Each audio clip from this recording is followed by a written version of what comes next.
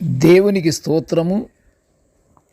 అనుదిన దేవుని వాక్య ధ్యానమునకై ఈరోజు 2025 సంవత్సరము అక్టోబర్ నెల 9వ తారీఖు.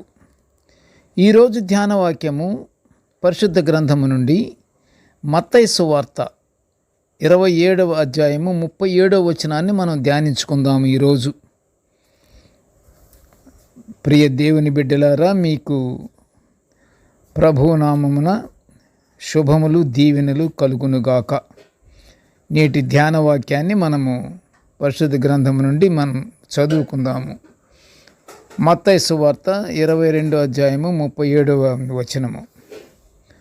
నీ పూర్ణ హృదయముతోనూ, నీ పూర్ణాత్మతోనూ, నీ పూర్ణ మనస్సుతోనూ నీ దేవుడైన ప్రభువును ప్రేమింపవలెను.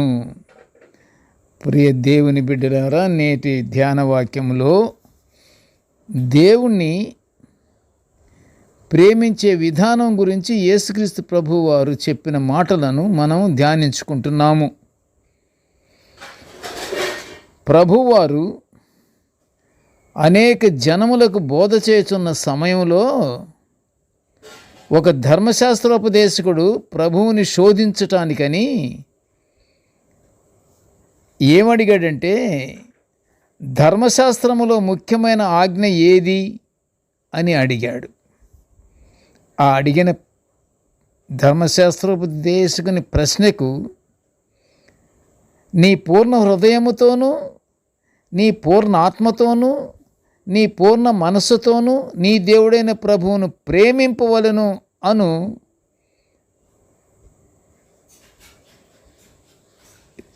ఈ విలువ కలిగినటువంటి ఈ మాటలే ముఖ్యమైన ఆజ్ఞ అని ప్రభువారు చెప్పేశారు. ఏం చెప్పారు? నీ పూర్ణ ఆత్మతోనూ, నీ పూర్ణ హృదయముతోనూ, నీ పూర్ణ మనస్సుతోనూ నీ దేవుడైన ప్రభువును ప్రేమింపవలెను.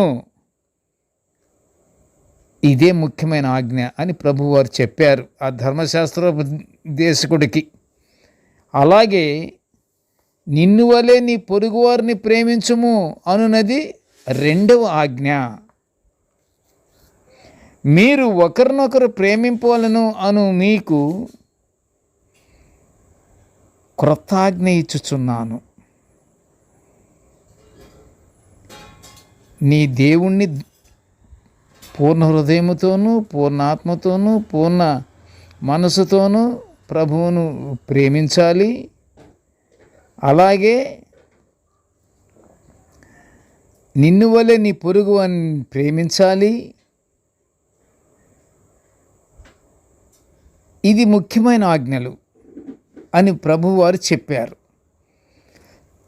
నేను మిమ్మును ప్రేమించినట్టే మీరును ఒకరినొకరు ప్రేమింపవలెను అని ప్రభువు ఆయన శిష్యులను ఆజ్ఞాపించినట్టు యోహాను సువార్త 13వ అధ్యాయము 34లో వ్రాయబడి ఉన్నది.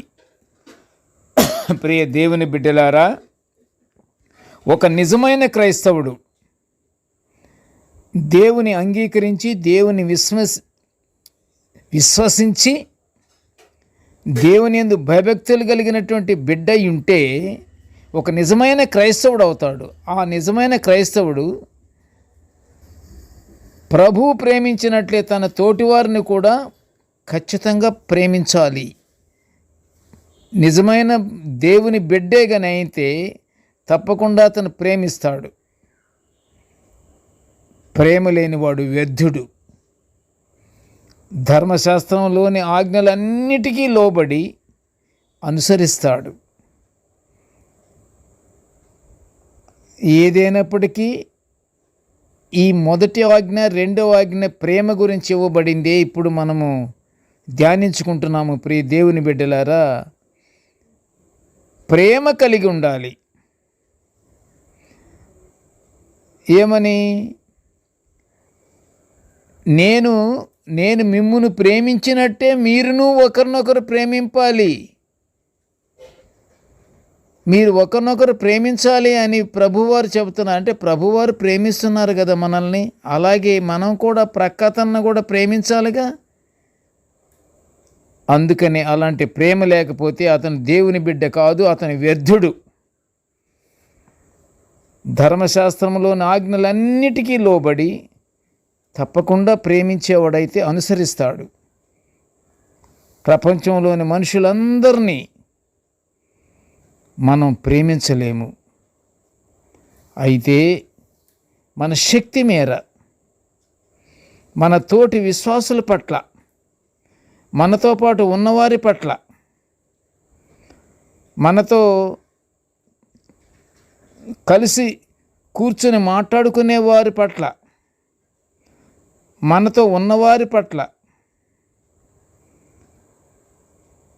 కుటుంబాల పరంగా కుటుంబములో ఉన్నవారి పట్ల మనం తప్పనిసరిగా బాధ్యతతో మనము ప్రేమించాలి.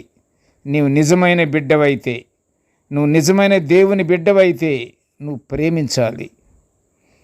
ప్రేమించలేని వాడివైతే నువ్వు వ్యర్థుడివే. దేవుడు చూస్తున్నాడు, దేవుడు చెప్తున్నాడు, నేను ప్రేమించినట్టే మీరును ఒకరినొకరు ప్రేమించండి అని ప్రభువారి ఆజ్ఞని కూడా నువ్వు ప్రేమించలేనప్పుడు ప్రభువారి ఆజ్ఞని కూడా నువ్వు ధిక్కరిస్తున్నట్టే కదా ప్రియ దేవుని బిడ్డ. ధిక్కరించినట్లు ఉండొద్దు. ప్రభువారు చెప్పిన మాట మనం చెయ్యాలి. మనం చెయ్యాలన్నటువంటి ఎప్పుడు వస్తుంది నీకు మనసు? నీలో మృదువైనటువంటి మనసు కలిగి ఉన్నప్పుడు ఖచ్చితంగా వస్తుంది. ఆ విధంగా చేసినప్పుడు మనము దేవుని యందు ప్రేమ మరియు తగ్గింపు జీవితాన్ని గడుపుచున్నామని దేవునికి కృతజ్ఞతాస్తోత్రాలు మనం చెల్లించాలి.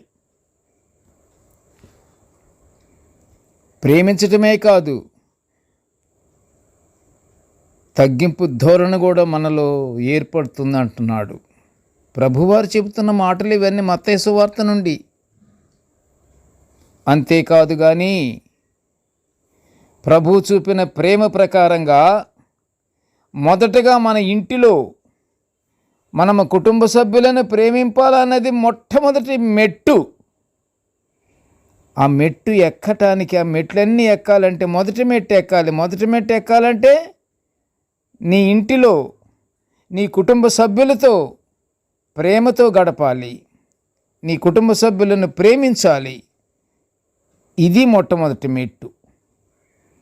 ప్రియ దేవుని బిడ్డలారా, ఈ మెట్టు మొదటి మెట్టు మీద కాలు పెట్టి ఎక్కగలిగితేనే అన్ని మెట్లు ఎక్కగలిగేది. దేవుని కుటుంబంలోని మన తల్లిదండ్రులు, సహోదరులు, సహోదరీలు, ఇంకా కుటుంబ సభ్యులు అందరి పట్ల ప్రేమతో వ్యవహరించుట ప్రభువుని ప్రేమించినట్లే. ప్రభువు కూడా ఆనందిస్తాడు మనల్ని చూసి. మనల్ని ప్రభువు చూడలేదని అనుకోకూడదు. ఆయన ఆకాశం నుండి తొంగి చూస్తున్నాడు, ప్రతి మనిషిని చూస్తున్నాడు. నేను చెప్పినటువంటి ప్రేమను వెలిబుచ్చుతున్నాడా లేదా అని చూస్తున్నాడు. ప్రియ దేవుని బిడ్డలారా, ప్రేమను గురించి చెప్పబడినటువంటి ఈ 2 ఆజ్ఞలు మన కుటుంబాలలో అమలు చేసుకొనుటకు దేవుడు మన ఎదుట ఉంచినాడు. మర్చిపోవద్దు ప్రియ దేవుని బిడ్డలారా. ప్రేమను గురించిన ఈ 2 ఆజ్ఞలు మన కుటుంబాలలో అవి పాటించాలని, అమలు చెయ్యాలని దేవుడు మన ఎదుటే ఉంచేశాడు. అందుకుంటావా? దేవుని బిడ్డవే. అందుకోలేదా? దేవుని వ్యతిరేకించిన వాడివే. ప్రభు ఆజ్ఞలకు లోబడి మనము జీవిద్దాము. దేవుని ఆశీర్వాదాలు పొందుకుందాము. పరలోక ఆశీర్వాదాలు తప్పకుండా మనకు దేవుడు అనుగ్రహిస్తాడు. ప్రార్థన చేసుకుందాము. కృపగల తండ్రి, జీవం గల నాయనా, నీకు స్తోత్రాలు. ప్రభువా, నీ దివ్యమైన వాక్యాలను మేము నిత్యం ఇలా ధ్యానించుకుని గొప్ప భాగ్యాన్ని మాకు అనుగ్రహించావయ్యా. ఆ ప్రకారంగా మేము నిత్యము ధ్యానించుకొనుచున్నాము తండ్రి. ప్రభువా, మా ధ్యాన వాక్యాలలో నాయన మేము చదివేటప్పుడు కానీ ధ్యానించుకునేటప్పుడు కానీ ఏ తప్పులు లేకుండా సరిచేయి తండ్రి. పొరపాట్లుంటే దేవా క్షమించు నాయన. ప్రభా, నేటి ధ్యాన వాక్యాన్ని వినుచున్న ప్రతి బిడ్డను ఆశీర్వదించయ్యా. కృపగల నాయన, మేము నీ యందు భయభక్తులు కలిగి నీ ప్రేమనే మేము పాటిస్తూ మేము ఒకరినొకరము ప్రేమ కలిగి జీవించుచు తగ్గింపు మనసు కలిగి నీ యందు భయభక్తులు కలిగి నీ ఆశీర్వాదాలు పొందుకునే భాగ్యాన్ని మాకు అనుగ్రహించమని ఈ మనవులన్నీ యేసయ్య పుణ్య నామమున వినయముగా వేడుకొనుచుంటున్నాము తండ్రి. ఆమెన్. దేవుడు మనల్నందరినీ బహుగా దీవించుగాక. Amen, amen, amen.